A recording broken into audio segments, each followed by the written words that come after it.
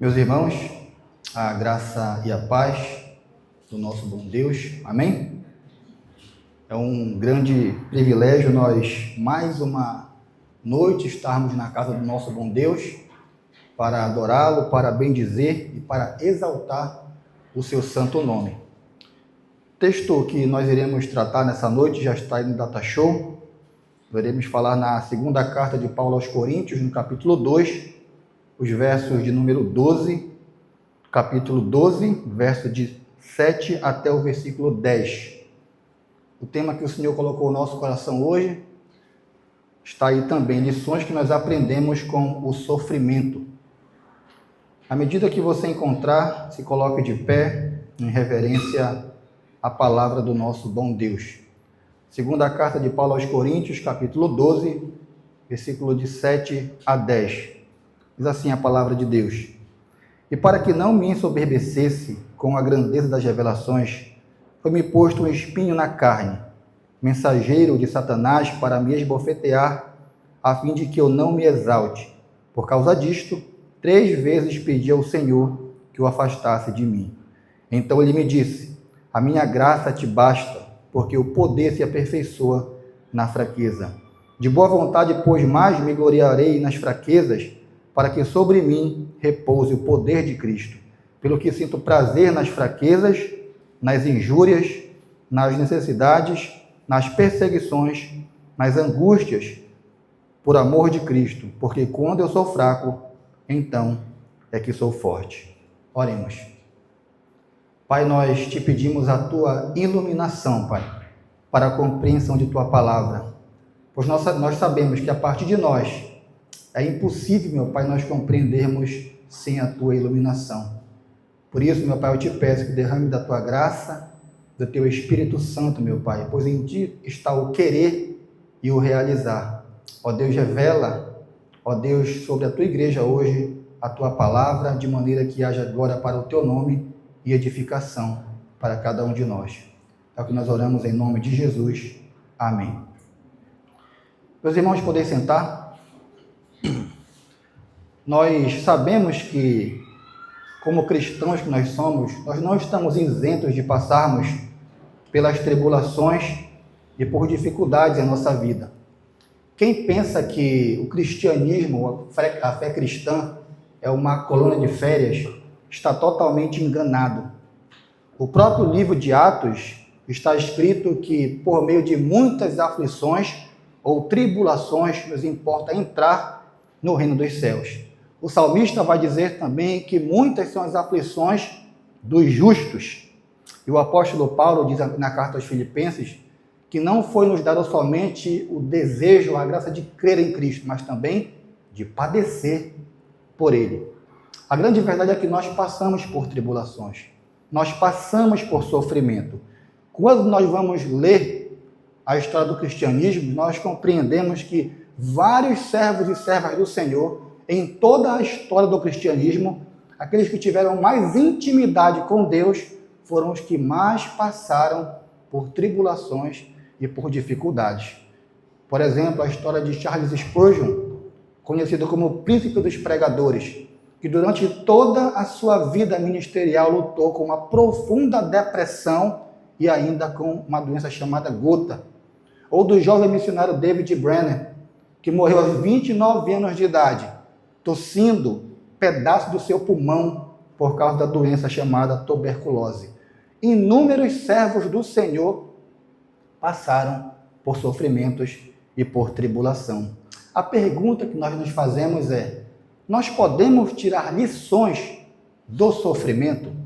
O contexto desse texto que nós lemos é o seguinte: o apóstolo Paulo estava se defendendo dos falsos apóstolos que queriam adentrar a igreja ali de Coríntio.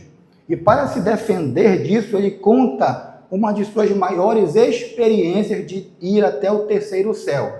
Pois para aqueles falsos apóstolos, para uma pessoa ser um apóstolo do Senhor, ela não poderia passar por tribulações ou por dificuldades. Então eles olhavam para Paulo e diziam: você é um apóstolo? Você é açoitado?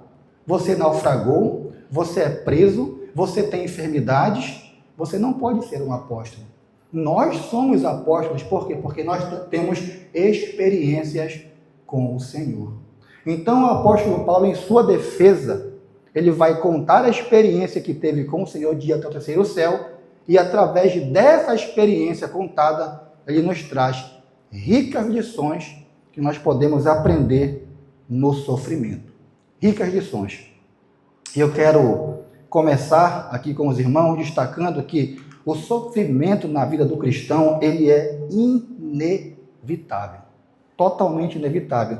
O versículo 7 diz: e para que não me ensoberbecesse com a grandeza das revelações, foi-me posto um espinho na carne, mensageiro de Satanás para me esbofetear, a fim de que eu não me exalte.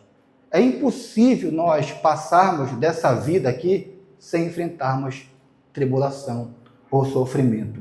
É totalmente impossível viver nessa vida aqui e não passar por dificuldades, pois esse mundo, o contexto que estamos inseridos é um mundo de tribulação e dificuldades, lutas constantemente. Embora a cultura do presente século queira tirar da igreja, tirar de nossa consciência a questão da tribulação, a questão da dificuldade, a palavra de Deus nos mostra que o cristão passa por lutas e passa por dificuldades. O texto nos mostra que Paulo tinha um espinho na carne. E no decorrer da história, vários teólogos do passado tentaram descobrir o que era esse espinho que afligia Paulo. Por exemplo, o teólogo João Calvino acreditava que esse espinho na carne de Paulo consistia em tentações e perturbações espirituais que afligiam Paulo em todo o seu ministério. Tentações na carne, lutas espirituais afligiam o velho apóstolo. Já para Lutero, ele dizia que eram as perseguições dos judeus e dos gentios que Paulo enfrentou em toda a sua vida, eram as dificuldades que afligiam ele. Entretanto, para a grande maioria dos teólogos contemporâneos e também do passado, o que afligia Paulo aqui era uma questão física, algo literal. Porque o termo espinho aqui no grego, eskolopis, significa uma estaca afiada. Ou seja, aquilo que afligia Paulo era algo físico, algo que afligia na carne e tirava as forças e também a alegria do velho apóstolo. Algo difícil de se lidar. E a pergunta é interessante, porque essa aflição de Paulo, essa enfermidade de Paulo levou ele a orar ao Senhor 3 vezes, como o próprio Jesus orou no jardim do Getsêmani. Paulo orou, Paulo clamou ao Senhor, mas o Senhor não respondeu. E muitas das vezes acontece também isso conosco, nas noites escuras da vida, nas dificuldades que nós passamos na nossa vida. Nós oramos a Deus nas madrugadas, nós clamamos ao Senhor por misericórdia, pedimos ao Senhor que Ele tire o espinho, que Ele remova a aflição, e muitas das vezes o Senhor não responde. Semelhantemente aos discípulos com o Senhor ali no barco, em meio à tempestade, nas aflições da calamidade do mar, os discípulos clamam: Mestre, o Senhor não se importa que nós morramos? E às vezes nós também estamos assim, clamando ao Senhor e pedindo por misericórdia, e nós não escutamos Ele falar conosco. E diante dessas dificuldades, dessas lutas que nós passamos, vem a pergunta, mais uma vez: podemos tirar lições do sofrimento? Será que o sofrimento tem algo a nos ensinar? Pois o que é pregado hoje em dia por aí é que se você passa por alguma tribulação, você está em pecado. É que se você passa por aflições na vida, você precisa se arrepender, porque o demônio está na sua vida. Isso é o que mais se ensina hoje em dia por aí. Mas quando nós vamos estudar a palavra de Deus de forma honesta e verdadeira, nós podemos tirar ricas lições do sofrimento. Essas lições o apóstolo Paulo nos ensina algumas marcas extraordinárias no texto que nós abrimos. E eu quero começar agora com os irmãos, destacando aqui que o sofrimento é indispensável na vida do cristão. E é indispensável por quê? Para evitar, primeiramente, vá anotando aí, para evitar o ensoberbecimento. O versículo de número 7 nos mostra isso. Diz o seguinte: e para que não me ensoberbecesse com a grandeza das revelações, foi-me exposto um espinho na carne. O espinho que afligia Paulo, nós não sabemos se era uma doença, se era alguma aflição de perseguição, se era tentações, não sabemos, mas foi colocado nele para evitar que ele se inchasse, que ele explodisse de orgulho diante das gloriosas revelações que ele teve do Senhor. O sofrimento nos põe, queridos, em nosso devido lugar. Ele quebra a nossa altivez e esvazia toda a nossa pretensão de glória pessoal. Totalmente. Muitas das vezes nós somos levados a achar que somos mais do que somos. E diante dessas questões, o Senhor vem e nos abate para o nosso crescimento. E não é para a nossa destruição. E é o próprio Deus quem nos matricula na escola do sofrimento. É o próprio Deus. O fogo da aflição não pode queimar um fio de cabelo sequer da nossa cabeça. Mas ele queima as amarras que nos afastam de Deus. Totalmente. Queimam. As tribulações que nós passamos na vida, muitas das vezes vêm para evitar que nós nos enchemos diante do Senhor. O apóstolo diz que o espinho na carne era um mensageiro de Satanás. Ao mesmo tempo em que o mensageiro de Satanás afligia o sofrimento, infligia sofrimento ao apóstolo, esbofeteando-lhe com golpes fulminantes, o próprio Deus tratava do seu servo, usando essa estranha providência para o manter humilde naquele contexto ali. O campo de atuação de Satanás é limitado por Deus. Satanás tinha a intenção de esbofetear o apóstolo Paulo, mas Deus tinha a intenção de aperfeiçoá-lo. Às vezes, nós pensamos que passarmos por aflições na vida, como muito bem diz o texto aqui, é somente uma ação de Satanás. É porque nós não conseguimos enxergar que por detrás dessa aflição, Deus tem trabalhado em nossas vidas. Se você olhar para o livro de Jó, você percebe que o próprio Satanás pediu para Deus para afligir a Jó. E Deus concede a Satanás esse desejo. E Satanás vai e tira a família de Jó, enche Jó de chagas, tira todo o patrimônio de Jó. E Jó se pergunta: Senhor, que eu morra logo. Mas lá no finalzinho do livro de Jó, Jó capítulo 42, versículo 5, Jó então descobre a verdadeira intenção de passarmos pelo sofrimento. Ele vai dizer: na verdade, eu falei o que não sabia. Eu pensei que te conhecia, Senhor, mas agora os meus olhos te veem. Por isso eu me abomino no pó e na cinza. Ele reconheceu quem era Deus de verdade quando ele passou pelas aflições da vida. Deus tem muito a nos ensinar por meio da tribulação. A segunda coisa que aprendemos no sofrimento é que o sofrimento gera em nós dependência de Deus. Versículo 8 diz o seguinte: por causa disto, 3 vezes pedi ao Senhor que o afastasse de mim. Ou seja, a aflição de Paulo, a luta de Paulo, a dificuldade que Paulo estava enfrentando ali no sofrimento, levou Paulo a clamar a Deus, levou o apóstolo Paulo a pedir ao Senhor de joelhos 3 vezes para que o Senhor tirasse dele aquele espinho. A intenção do Senhor em mandar tribulação, em mandar sofrimento na vida do seu servo, é para que esse servo tenha dependência constante dele. Às vezes nós pensamos que as tribulações da vida servem para afastar o cristão de Deus, mas pelo contrário, a tribulação, a dificuldade, ela atrai de volta o cristão para o Senhor, porque é na luta, na dificuldade que nós somos chamados a buscar ao Senhor. Dificilmente alguém clama a Deus quando está na bonança. Dificilmente alguém busca ao Senhor quando está na prosperidade, quando está com saúde. Pode acontecer? Sim, mas é difícil. Mas quando vem a dificuldade, quando vem as lutas do dia a dia, a enfermidade, financeira, física, espiritual, somos levados a clamar a Deus. E Deus usa dessa forma para nos trazer de volta para a sua presença.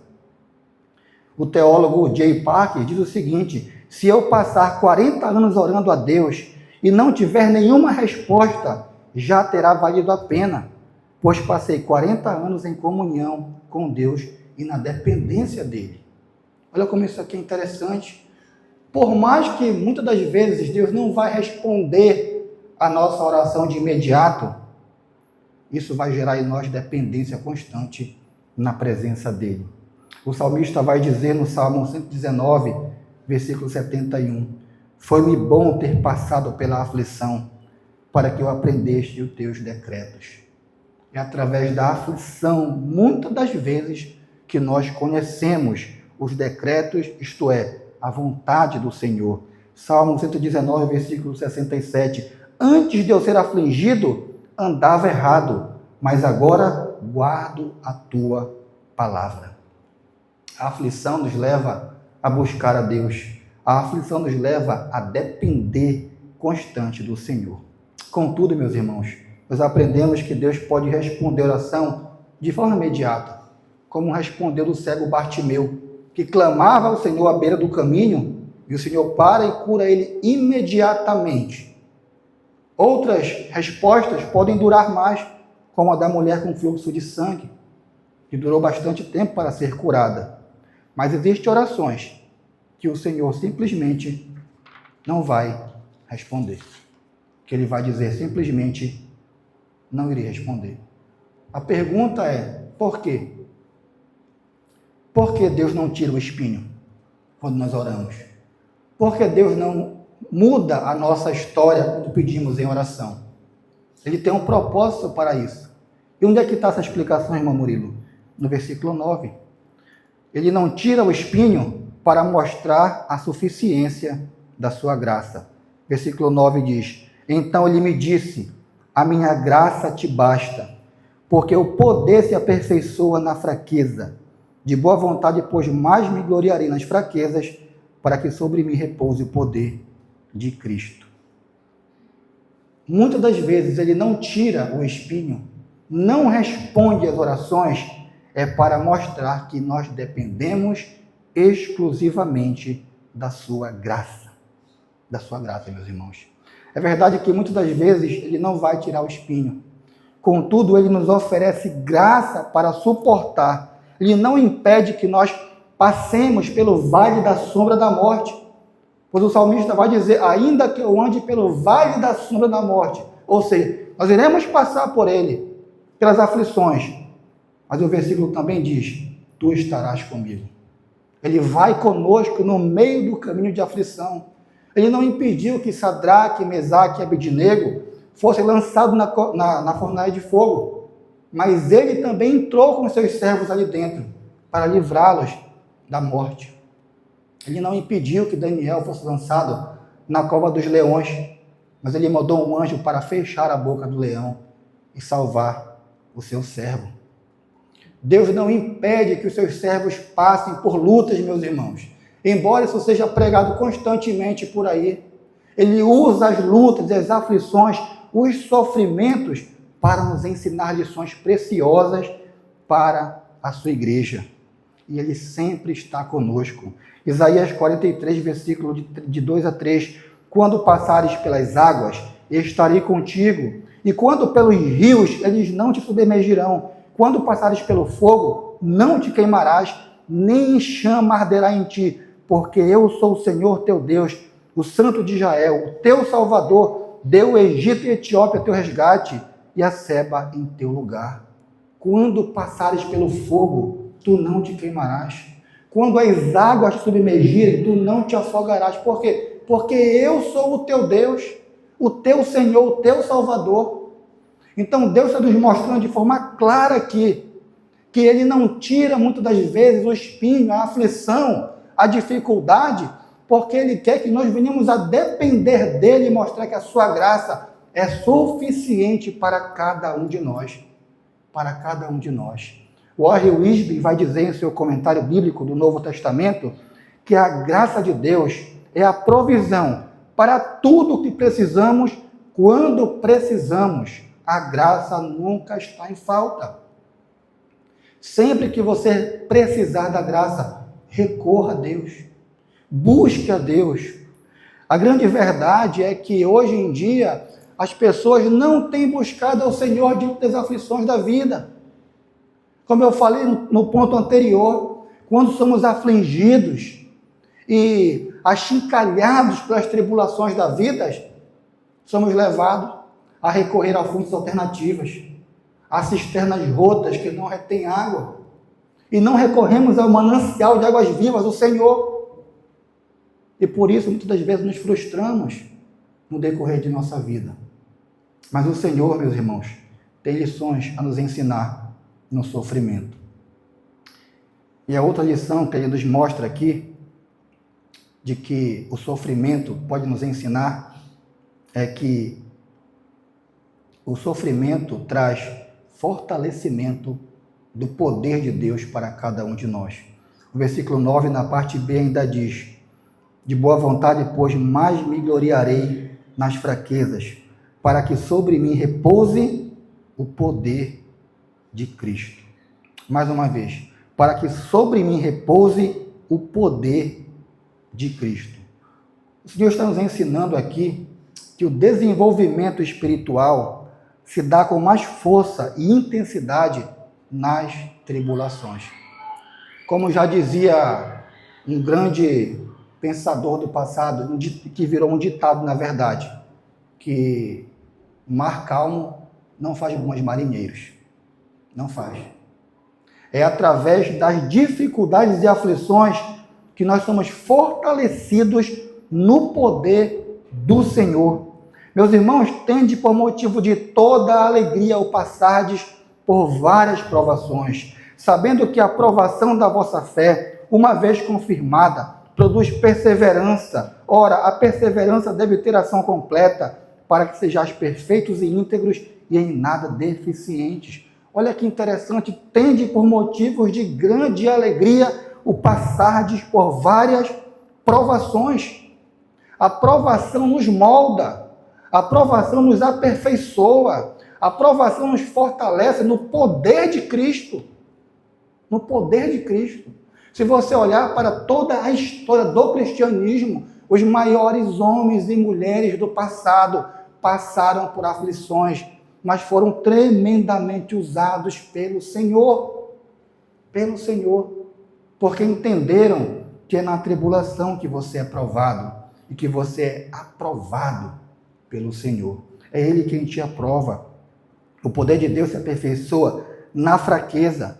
E é quando nós somos fracos e reconhecemos essa fraqueza, é então que nós somos fortes. E esse é o grande paradoxo do cristianismo. Você precisa reconhecer que é fraco para você ser forte.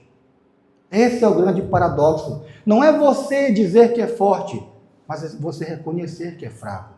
Como diz Augusto Nicodemos, orar é para os fracos. E é por isso que eu oro. É um reconhecimento da nossa fraqueza. O poder de Deus se revela nos fracos e através dos fracos. Um dos textos que mais me deixa impactado, 1 Coríntios, capítulo 1, verso de 27 e 29. Mas Deus escolheu as coisas loucas deste mundo para confundir as sábias.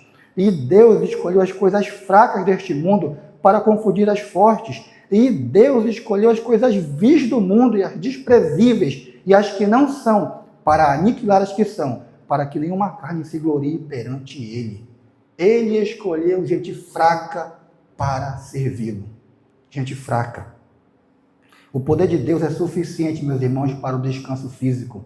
Paulo suportou toda sorte de privações físicas, teve fome, sede, nudez, suportou todo tipo de perseguição, foi açoitado, apedrejado, fustigado com varas, foi preso, enfrentou todo tipo de perigos de rios e mares, de desertos no campo, na cidade, dos estrangeiros, dos patrícios e até de falsos irmãos na igreja. Enfrentou toda sorte de pressões emocionais e preocupava-se de dia e de noite com a igreja. Mas o poder de Deus sustentou todas as circunstâncias do velho apóstolo.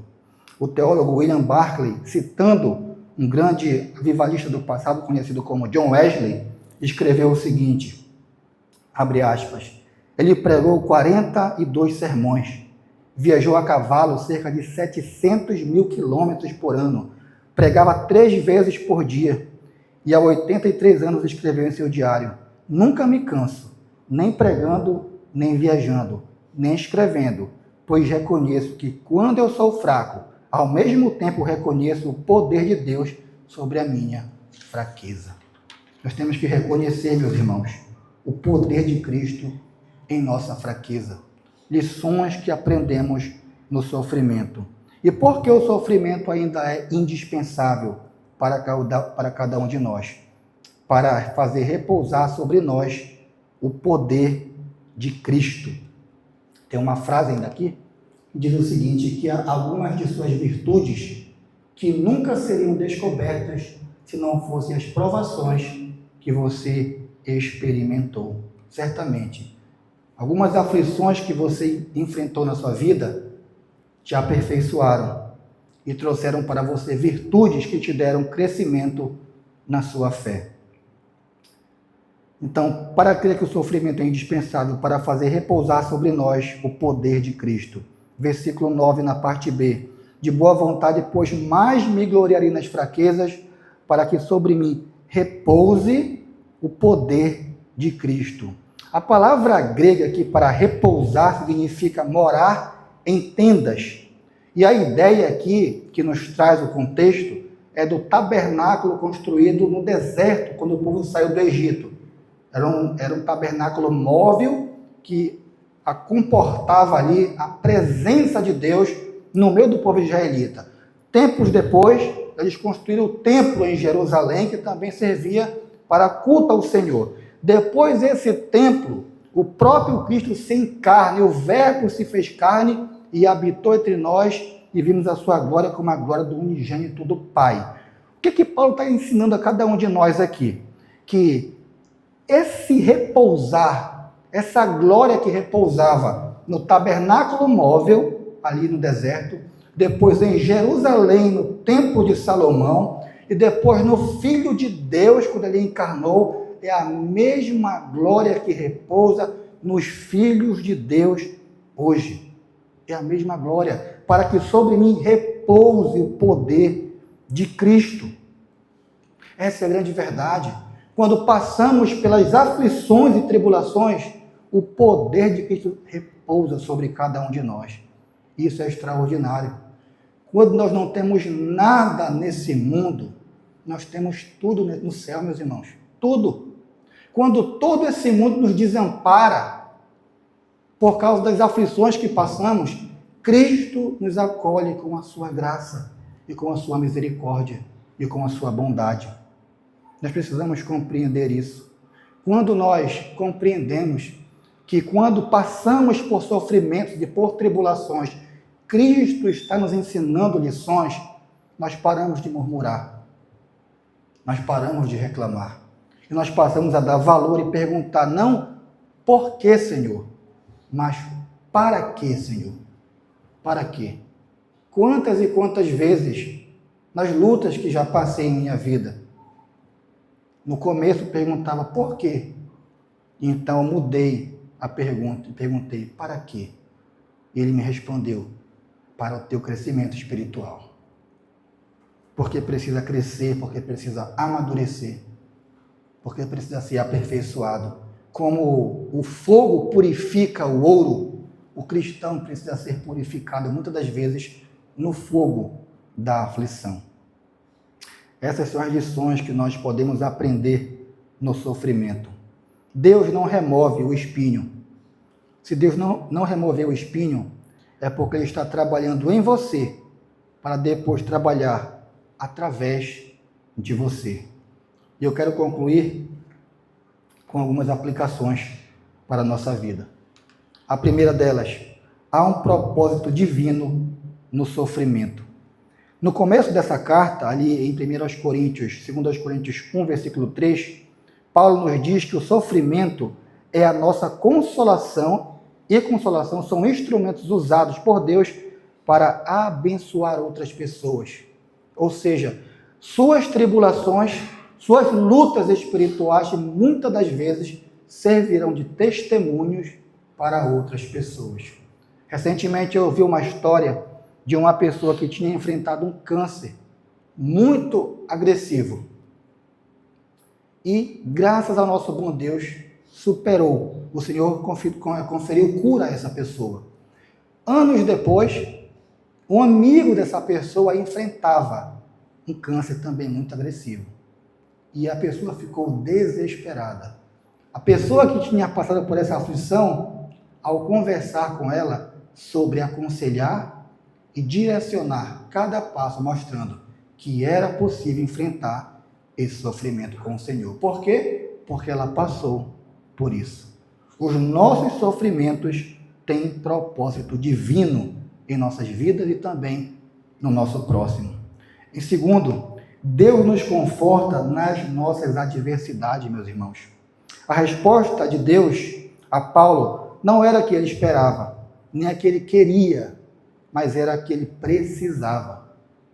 Porque Deus nos conforta em cada adversidade.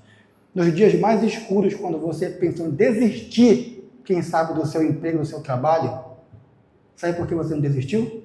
Porque Deus te sustentou. Quando você pensou em desistir do seu casamento, sabe por que você não desistiu? Porque Cristo te sustentou. Ele te conferiu graça, Ele te confortou nos momentos da sua dificuldade e também de tribulação.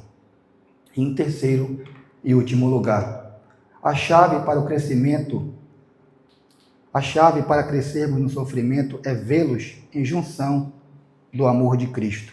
O versículo 10 nos fala: pelo que sinto prazer nas fraquezas, nas injúrias, nas necessidades, nas perseguições, nas angústias por amor de Cristo, porque quando eu sou fraco, então é que eu sou forte. Quando olhamos para o sofrimento em junção com o amor de Cristo, isso nos consola, porque Cristo não tem o prazer em afligir seus filhos, mas Ele tem o prazer em aperfeiçoá-los, em moldá-los à imagem de Cristo. Então, que nós possamos aprender que o sofrimento tem muito a nos ensinar. Quero concluir com uma frase do pastor Augusto Nicodemos, que diz o seguinte: Deus permite o sofrimento na vida dos seus filhos para que eles se lembrem que o céu não é aqui.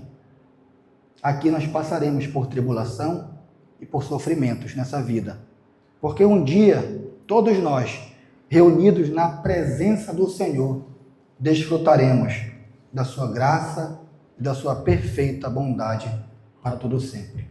Amém? Vamos nos colocar de pé e vamos orar ao nosso Senhor. E em seguida